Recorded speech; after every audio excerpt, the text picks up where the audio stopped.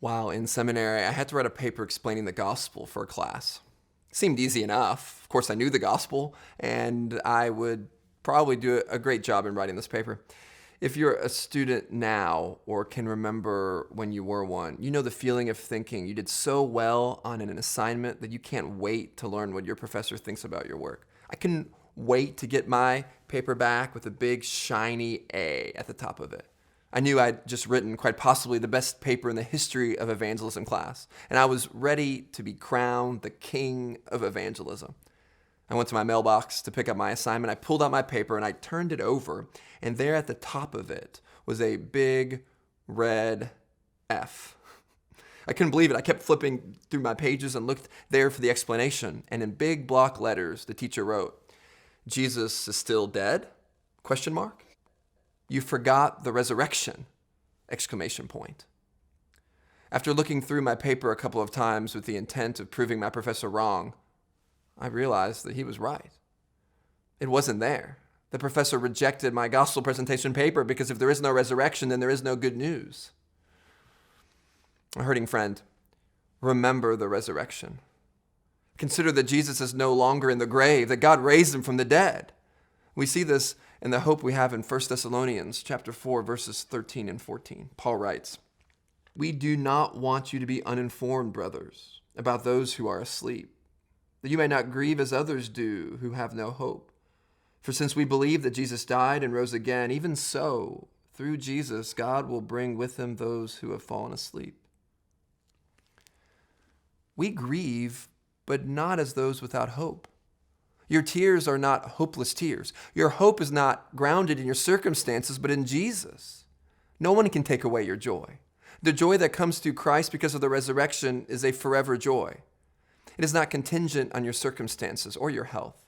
Because of the resurrection, you have a relationship with God. He is alive and he is with you. Consider John's picture of Jesus at the end of his gospel when Jesus appears to his disciples for a third time. He fills their net with fish and tells them, "Come and have breakfast with me." And they eat together. I love that simple, beautiful image of fellowship with Jesus.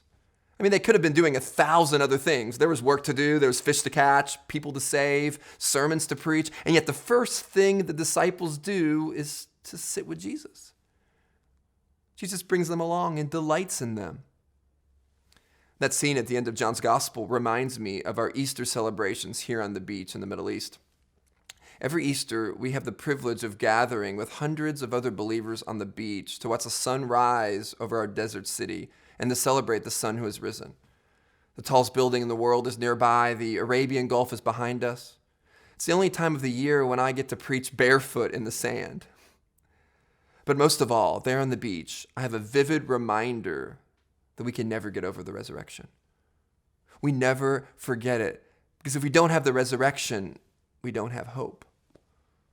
I'm glad I received an F for my paper, because I have a forever reminder of the importance of the resurrection.